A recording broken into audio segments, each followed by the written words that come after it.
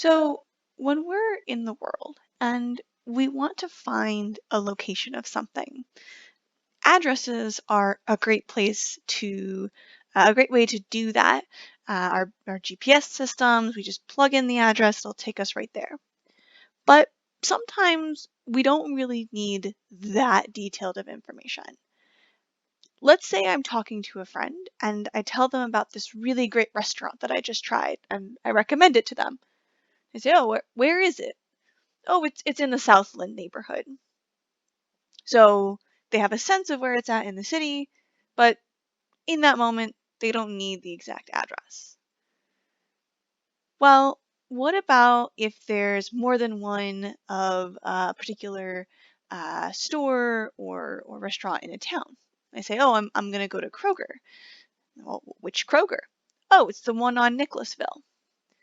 Okay, I didn't need to know the neighborhood and I didn't need to know the exact address, but knowing what road it's on gave me enough information to figure out where I'm at.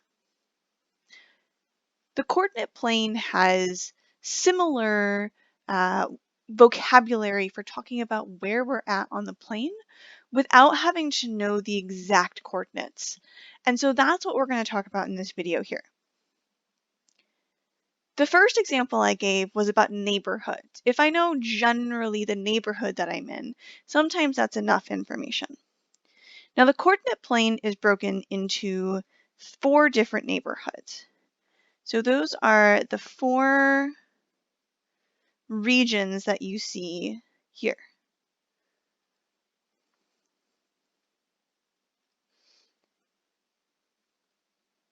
Let's make this one pink.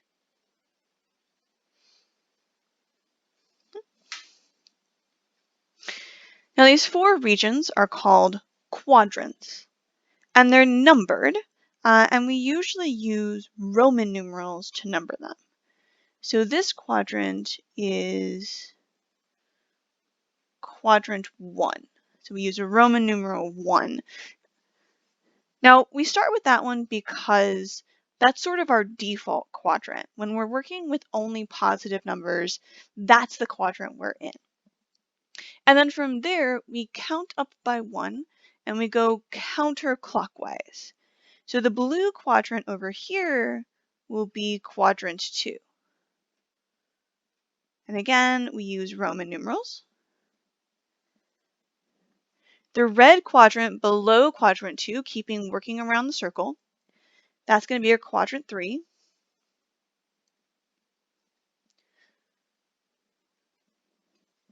And then moving all the way around to the pink one, we get to quadrant 4.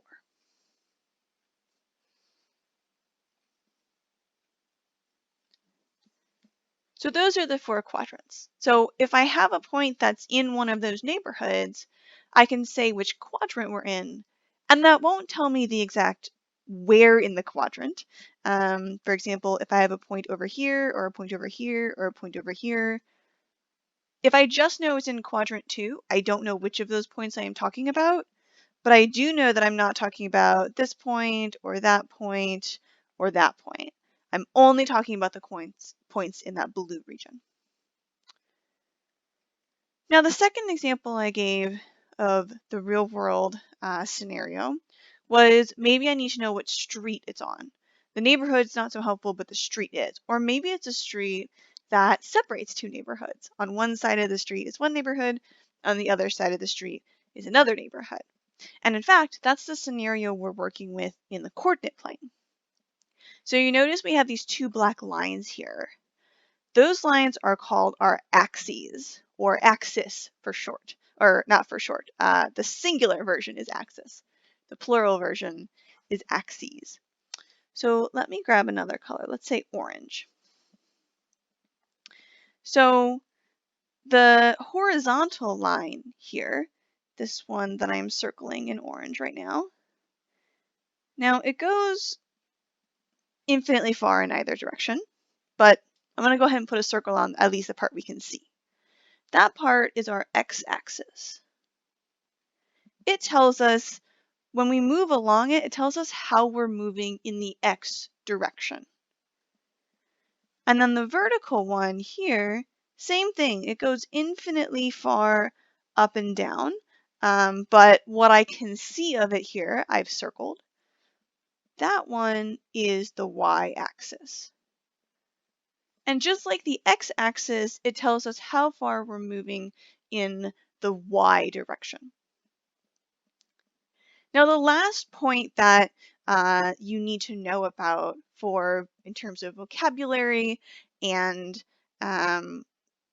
where we're at on the plane, there's one special point. You can almost think of it like the downtown of our coordinate plane. And I'm going to use a sparkly one for that one because it's a special point. It's this one here in the middle, right where the two axes cross each other. This point is called the origin.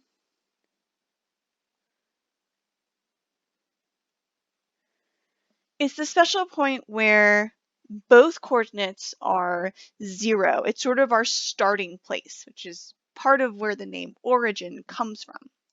We start there, and then when we want to move in one direction or another, in the x direction or the y direction, positive or negative, that's where we start moving left or right, up or down, into the different quadrants. So those are your basic parts of the coordinate plane. We have our 4 neighborhoods or quadrants, and they're numbered using Roman numerals. As you can see, starting in that upper right-hand quadrant where everything is positive, that's our quadrant 1. And then we move counterclockwise to go 2, 3, 4. The 2 lines that separate our neighborhoods are the axes. The horizontal one is the x-axis, the vertical one is the y-axis, and then the special point where they all meet is the origin. It's where we start our counting for moving in any of the directions.